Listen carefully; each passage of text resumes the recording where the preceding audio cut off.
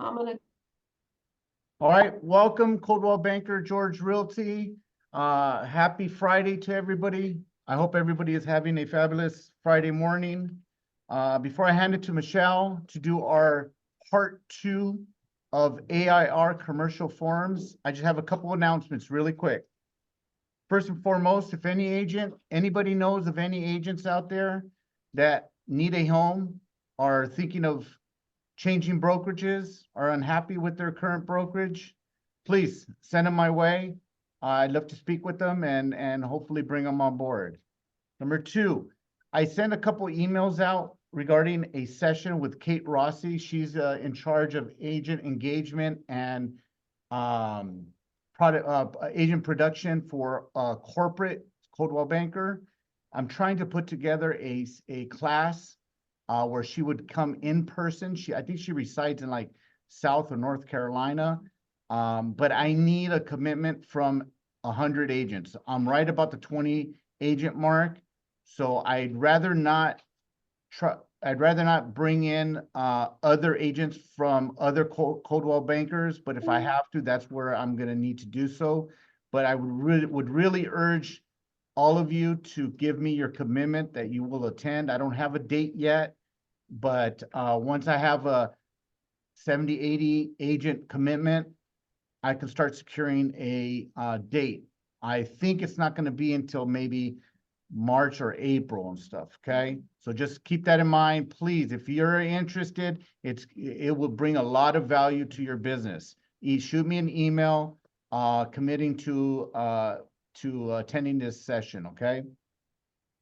Number 3, we're in a flu season, folks, so please be considerate for all the other colleagues here at whether it be Arcadia or Alhambra.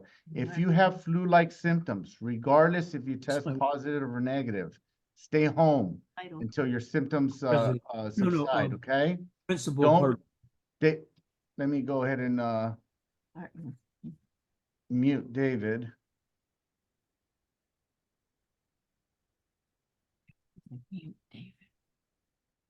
Okay. Please be courteous to your colleagues. Don't get them sick. Stay home for 2, 3, 4 days until your symptoms subside and then return to work, okay? Lastly, Michelle is asking that you take notes or write any questions you have in a chat box. That way she can get through all the material and then we'll have a Q&A afterwards, okay? If we don't have the time afterwards and we run really late, don't worry, we're going to be here. You can ask us one-on-one, okay? So with that, Michelle, the floor is yours. Oh, thank you very much. Happy Friday to everybody, and thank you for coming for the second half of the AIR purchase agreement training. So we went through a lot of the meat last week. I'm going to point out things that I think are important for you to make notes on the contract and remember. So we're starting at number 10. So number 10 is pretty standard of the items that are going to be required for closing. One of the things here is 5 days prior to the closing, the buyer should go ahead and review that title commitment again and make sure everything's looking good. If you happen to see me looking down, I'm looking at my notes because a lot of times I'm reading and taking notes. Sometimes that's easier for me. So if I'm looking down, I'm staring at my notes. So documents required before closing, of course, signed grant deed, any beneficiary statements, things of that nature, FERPTA. So escrow will be taking care of that. Just please remember to have your buyer review that title commitment, not on, a day before closing, but at least 5 days prior in case there was any change. And the buyer is going to deliver through escrow, of course, the cash portion of the purchase price and any additional sums they need to close the transaction. So this is all pretty standard, so I'm not going to go too much over it. Prorations and adjustments. Of course, escrow is going to handle the proration and adjustments. So on 11.2, they even have a big black warning. This one I think is pretty important for us to always remember, especially in these times. Make sure the day you get your deal fully executed as a buyer's agent, make sure that you're having them and directing them to look for insurance. There have been deals of late that have gone sideways because they can't get them insured. So just stay on top of that with your clients. I know they're professionals too, but I think people always like a little reminder, like start checking for the insurance right away. We have had some problems in that. So make sure day one, they're out looking for insurance or talking. You could ask the seller who their insurance company is, and see if they would still insure the building. So that is a warning, and it's in big black. So let's make sure that we do that. They're also going to prorate if there was a rental or anything like that. Security deposits will be prorating. So if there's an item that needs to be prorated but could not be determined by the close of escrow, then the parties will adjust outside of escrow between themselves. Okay, so in addition to that, if any rents were received by the prior owner, then it's instructing them to also adjust that. And I have seen that, and it's the prior owner will just give it to either an agent or they'll put it in escrow later and tell them that the check's in escrow. But at any rate, this is for them to adjust amongst themselves later. So just make sure you're aware of that. Variations in existing notes, if that's applicable. If there was any owner association fees, that account's going to be brought to current. Representations and warranties. So if you look at this paragraph, there's A through L, and these are representations that the seller is making about the property. And when we get over to the property information sheet, you're going to notice that a lot of these correlate to those questions on that sheet as well. So these are the representations, and I'll let you read through them yourselves. But for instance, no tenancy, no tenant bankruptcy that they're aware of, that the authority of the seller, that they are the authorized individual to sell this asset. So those are the warranties. Now, one of the things that I want to point out here, okay, is 12.2. So if there were an as-is clause, this is the closest you're going to get in AIR. So I would put, so that you understand this, I would put a little circle around it.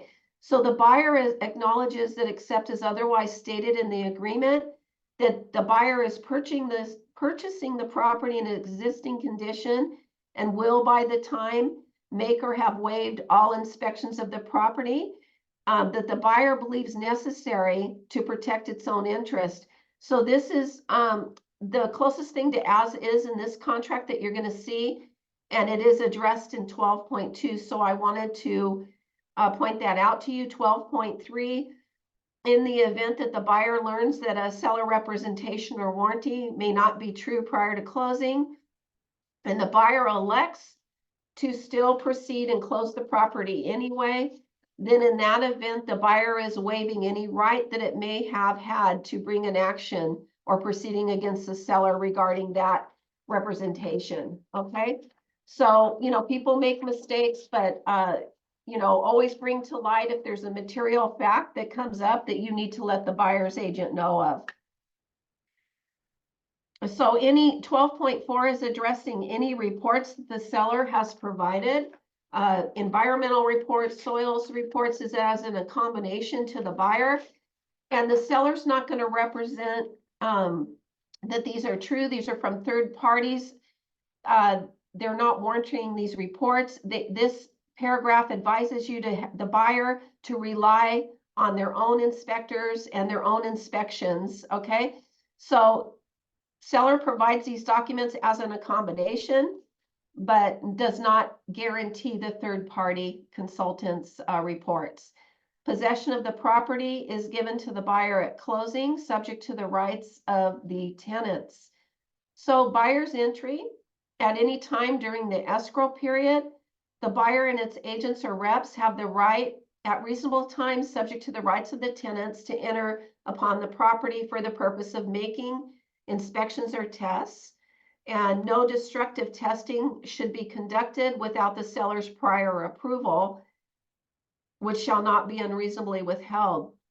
So if you are going into a property, a commercial property, I would say even if it's vacant, as a courtesy, I would let the listing agent know, hey, we need to go back and measure, or, you know, if you're just doing things like that, let them know just out of courtesy, okay?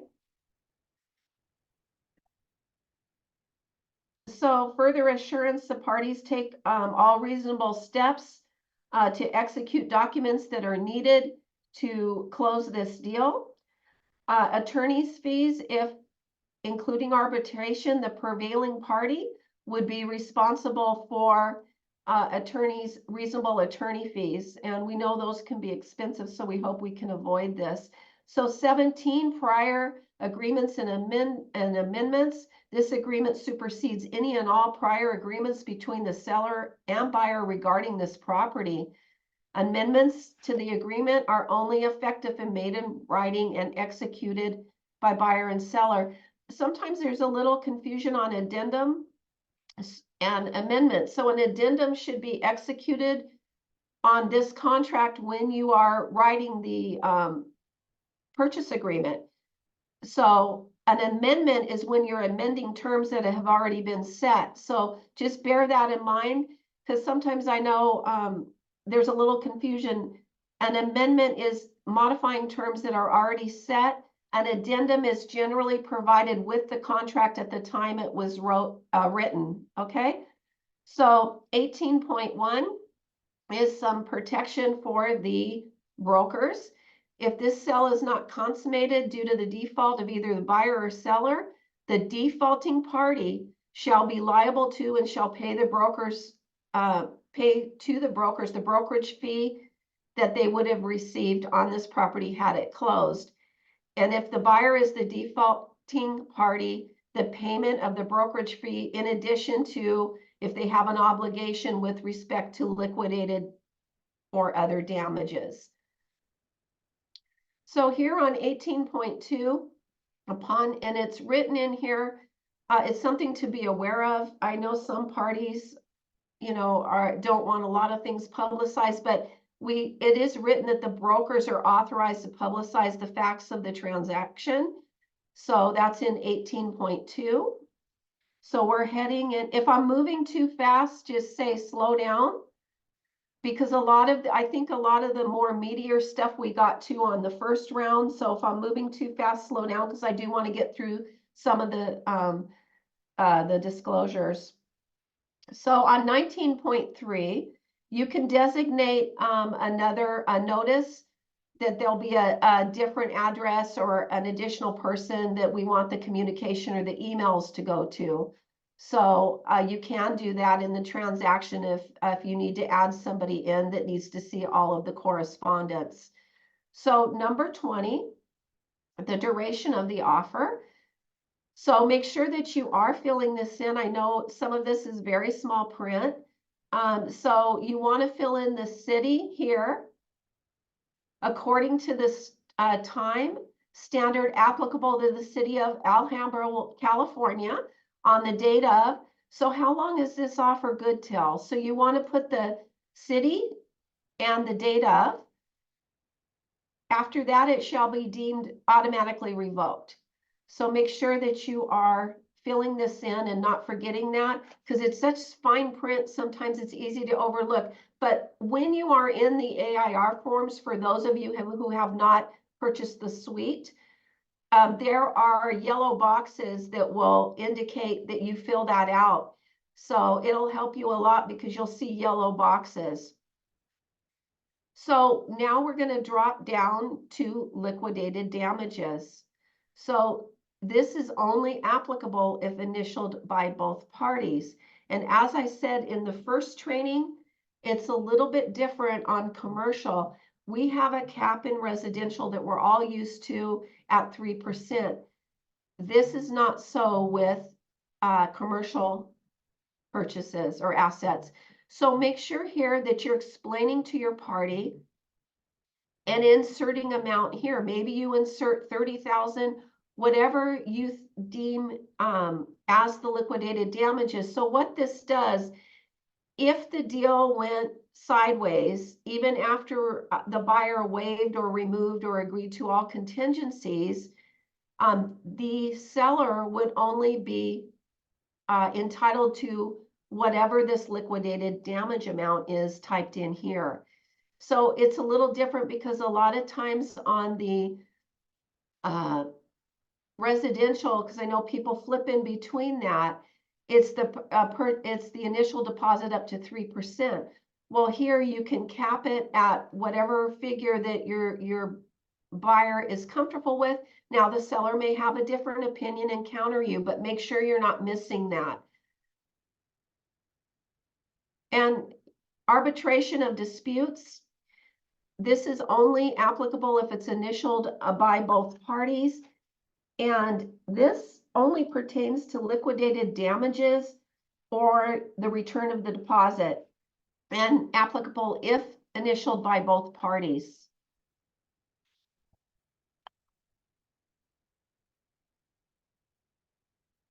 So this is some miscellaneous information.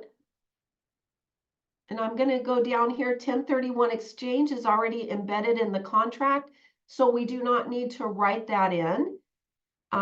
It's already in the agreement that either party can provide a 1031 exchange. Days, the word days, and I think I was asked this last week, it always means calendar days. There's only one business day that I've noticed in this contract, and that is on the initial funds into escrow. Okay.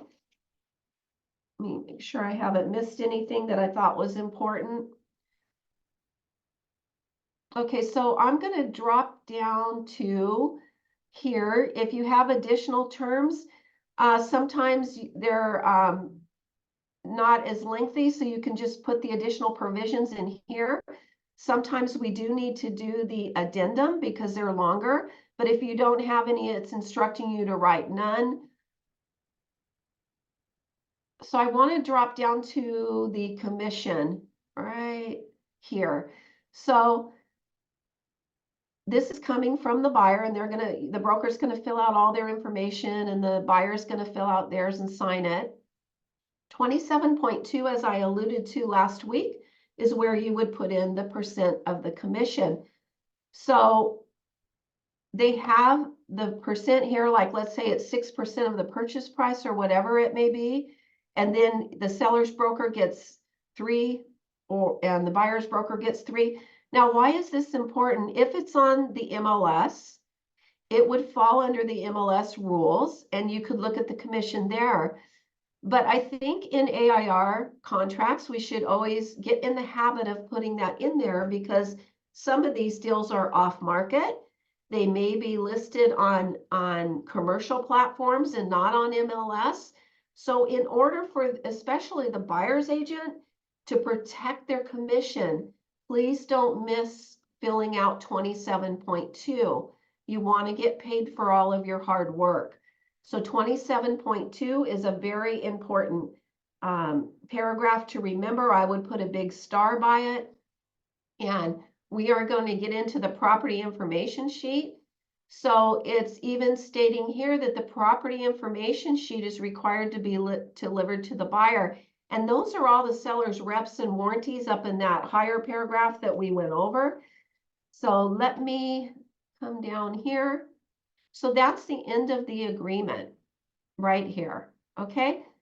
So if the seller is going to counter this, you won't see this automatically signed by the seller, okay? So I'm going to go over, I'm going to come out and I'm going to go into a seller's counteroffer. Excuse me while I search on my forms here. Counteroffer seller, okay.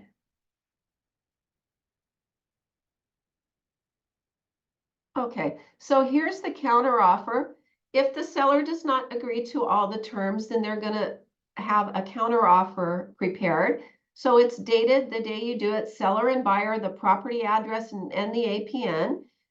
This is a counteroffer to the standard offer and agreement for the purchase of real estate dated, that reference date at the top. Regarding the above referenced property, a full and complete copy is attached here to and incorporated herein for reference. Now, this is a very important sentence. So the seller is accepting the offer provided by the buyer with only the following changes.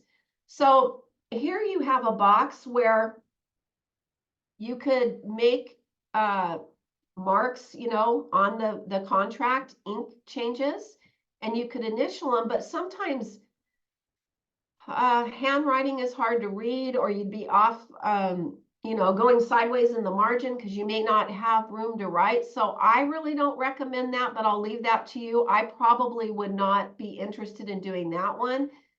Seller has deemed to have initial paragraph 21 regarding liquidated damages and arbitration. So if the seller agrees, let's say you get an offer from a buyer and they have initialed both of those, then if the seller agrees, they can check that box.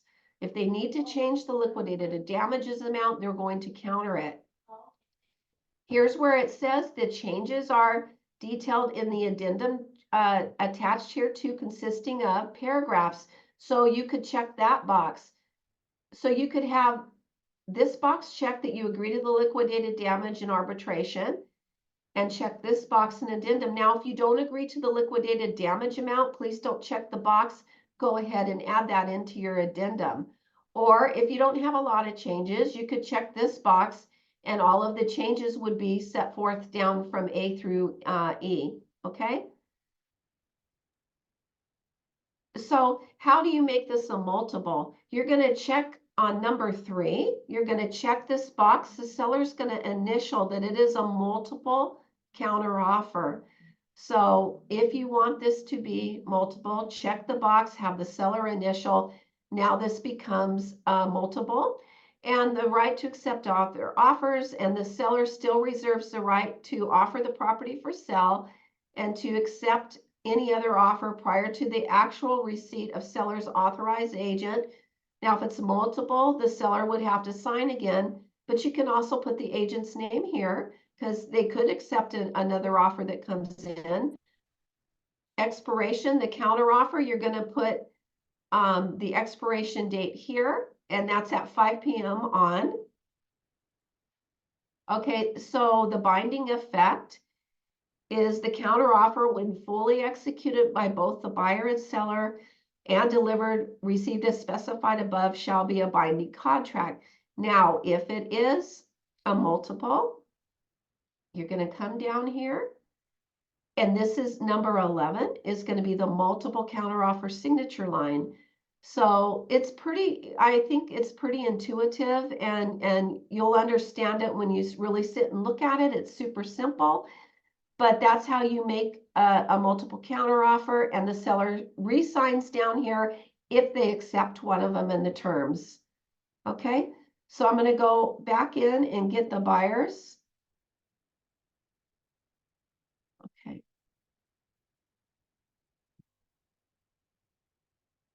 So here's the buyer's counteroffer, and the same things here.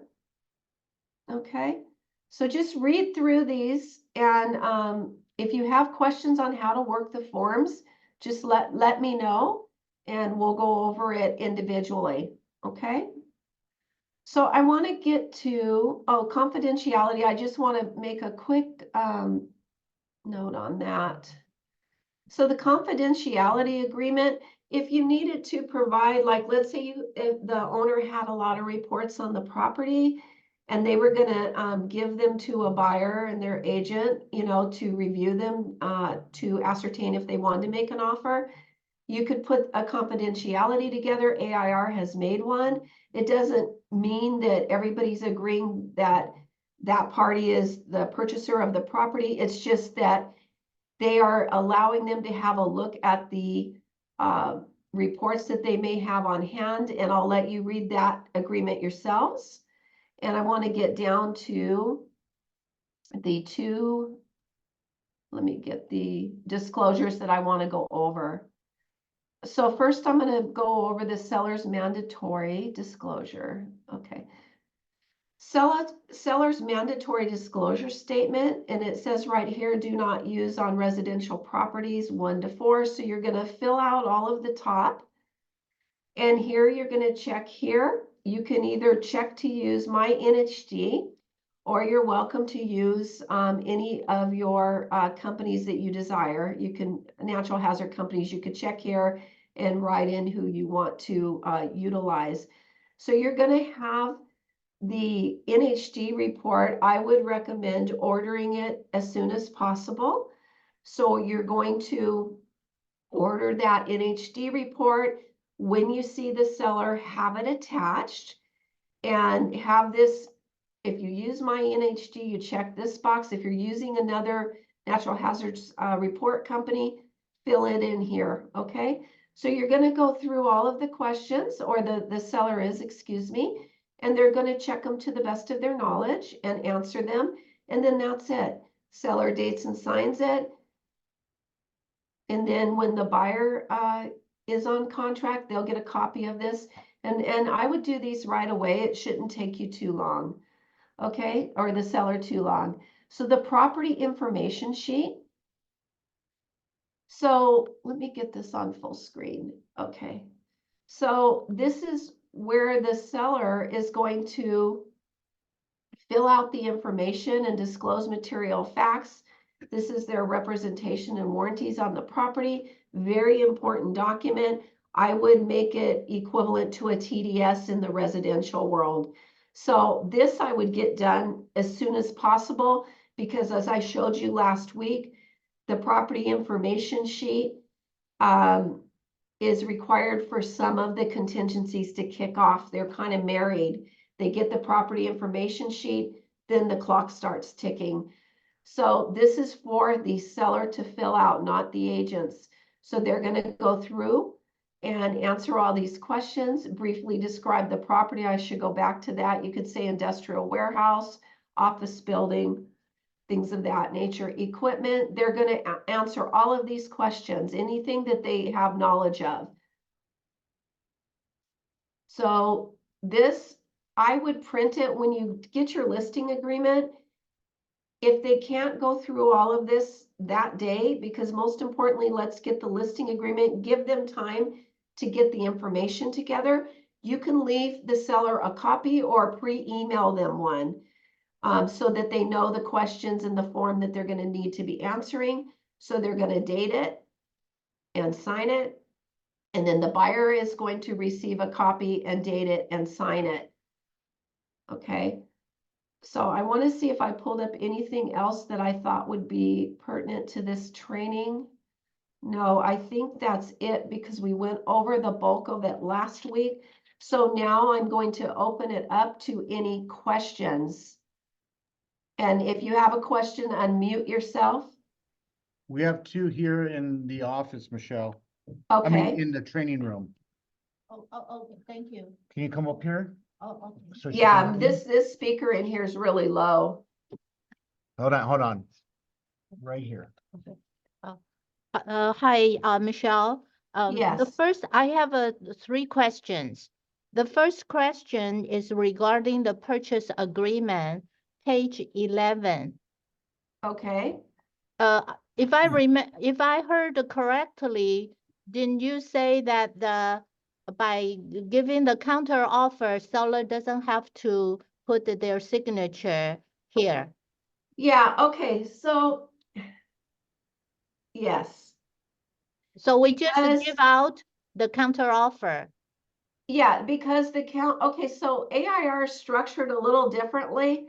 The counter offer says right in the bed of it that they accept everything except for what they're countering.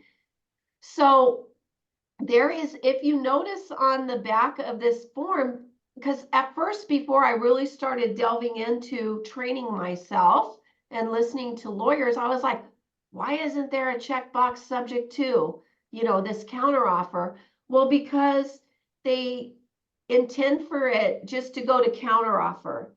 Now, some escrow officers understand that, but like when I was listening to an attorney, they were saying an escrow officer may come back and want the seller to sign that offer, but the problem is some of the terms won't be the same as the counter offer. So if an escrow offer insists on that, or a lender could also, I would be very careful that I'm marrying those documents, even though that counteroffer says they accept all the, in this agreement, make sure if an escrow officer or a lender is insisting to go back, that there's something that marries these documents. Sure, I see. Typed. I've done that by, what did I do? I No typed, sign. oh, Okay. I think I typed it back here, you know, subject to, you know, and then went back and signed it. So, but in theory, you all have already accepted all those terms. Sure, And I'll leave that to Peter on how they want that documented, but I have married the documents because somebody went back and wanted them signed. Okay, sure. Yeah, thank you. because So, I'm very picky. I want to go back. I forgot to mention something that is very important, and I kept thinking, oh, I got to go backwards. Let me just come back up to, okay, yeah, here it is. This, I want you to put a little star by 12.1.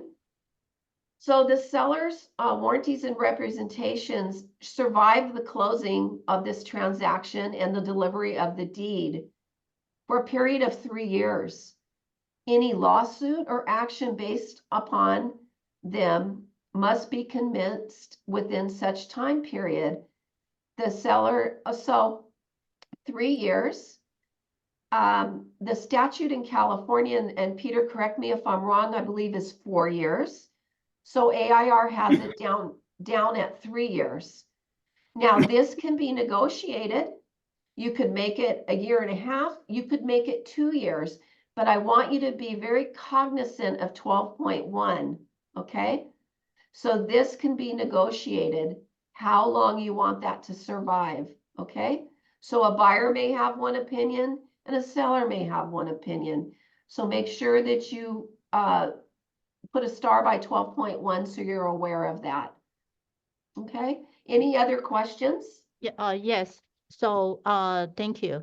So my second question is regarding counter offer from seller. Okay, So, the paragraph number 3 regarding multiple offer. So if I understand correctly, in case there's a multiple counter offer, we have to do 2 things. One is to put a check under paragraph 3. correct. And also in addition, we have to have the taking care of paragraph number 11 as well. Number 11. Yeah. Yeah, that's only if you accept it. So that remains unsigned until the seller makes a selection out of those multiples. Got you. Understand.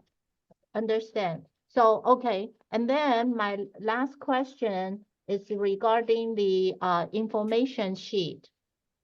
Okay, So looking at the information sheet, we actually don't have to do as a residential, like disclose there's a cracked line or something like that. no. I don't see anywhere we have to disclose that. No, that is, okay, so this is only for the seller to fill out, so no, we're not doing AVID type work. I see. Good, This good. is Okay, material facts and representations and warranties for the seller. sure. And You I have probably would not touch this. I would let them do it. sure. Thank you. You have answered all my questions. Thank you very much. Okay, I'm gonna go backwards because I neglected to bring up the buyer's notice disapproving. Okay, I'm gonna bring this up because there may be questions on this, the full screen. So I sent this out in the package. There's so many contingencies, right? So here is how a buyer notices the listing agent and the seller and escrow of their disapproval of contingencies. You're going to fill this form out, and anything that applies, you're going, buyer disapproves of the following contingencies. You're going to check all that apply. So they've made it nice.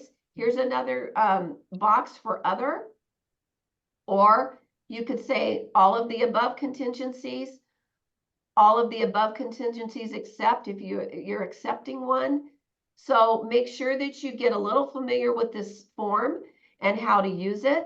So the buyer is going to request the seller to take some action. So at seller's cost, make the following repairs. You could check this box, reduce the purchase price to the amount, insert the amount here. At closing, credit the buyer a certain amount, things like that. So read through this, extend the time for the following contingencies. Maybe the buyer needs time to look at the contingency further at that particular line item, or extend the expected closing date or other. So the buyer would sign that, okay?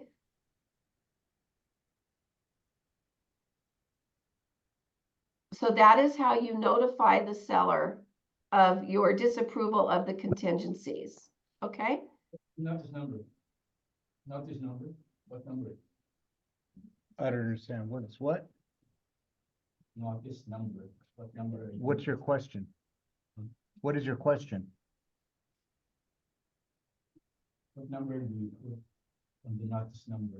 Oh, Michelle, Yes, Jeffrey's asking what number do you put on a notice number? I guess it's just the first and depends on the correspondence, right? well, it's date of notice. Are you talking And about the date? buyer's disapproval notice number is whatever notice you're in, maybe number 1, number 2, number 3. You Yeah, know, it it may depends go in on how it steps, goes it back may and go forth all at and- once. Because remember, these contingencies have different lives, you know, Yeah, so it's- days. It depends on where you're at with the correspondence, right? Right, but because some of the days are going to be different on some contingencies, so as we discussed last week, you need to become very adept at monitoring your contingencies. And what I would like to say is a homework assignment that I will not be collecting, but what I would like you all to do, if you don't have a lot of experience on this contract, is however you're going to monitor those disclosures and the timelines for your client, create that for yourself. If you're going to cut and paste from the contract, for me, I like Excel list. I already started one. I have not finished it, but I will use my own Excel list and monitor those.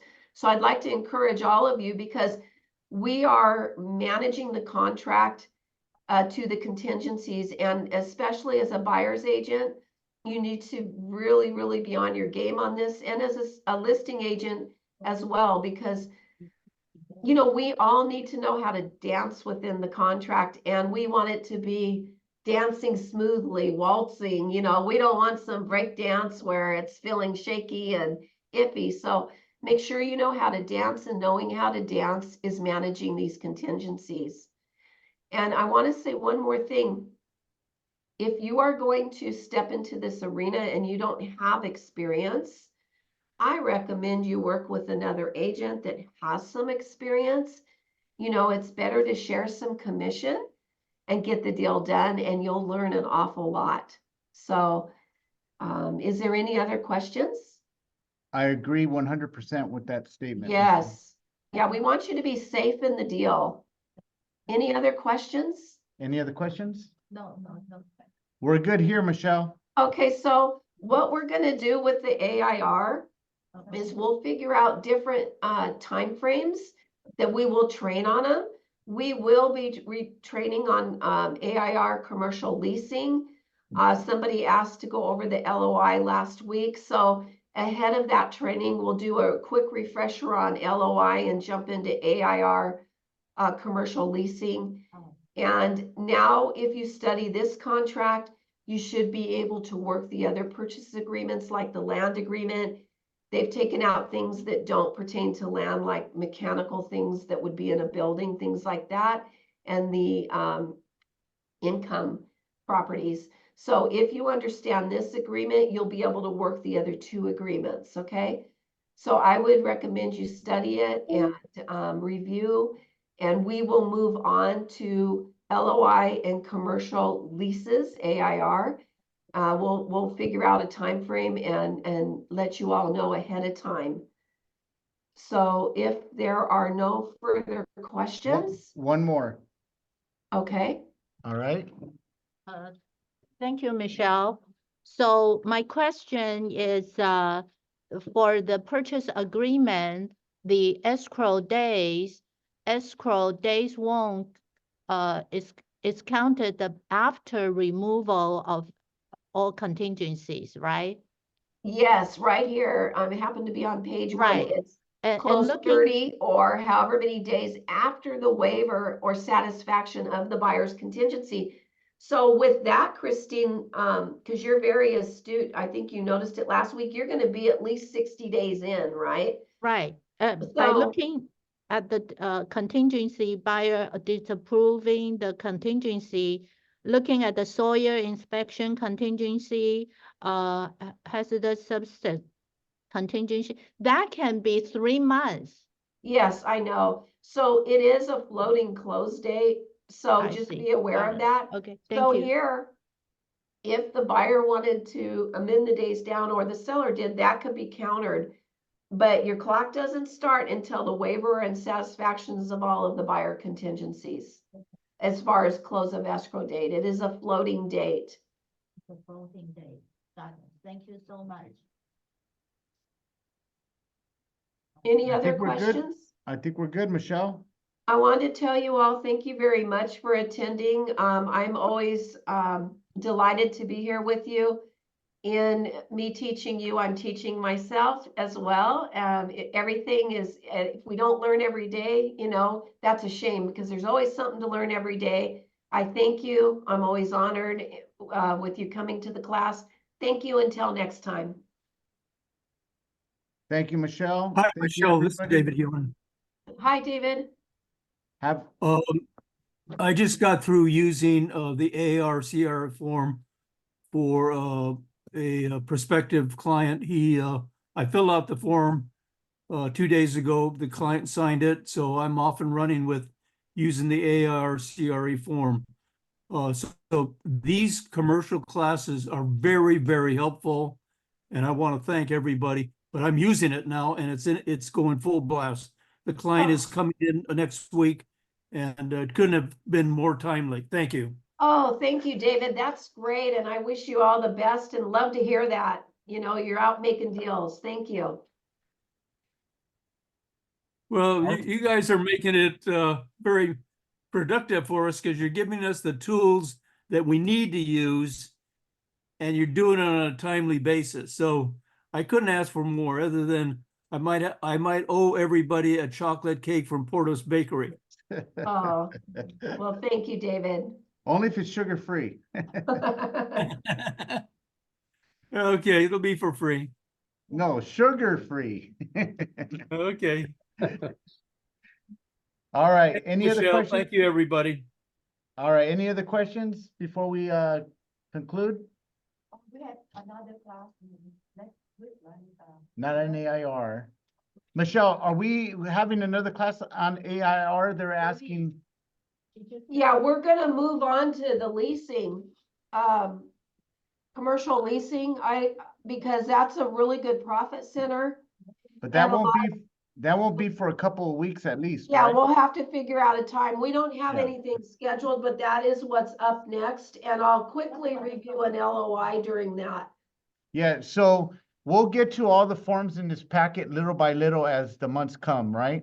Yes, Yeah, so if you do need help with a form prior to us getting to that in our classes, just contact Michelle or myself and we'll explain that to you.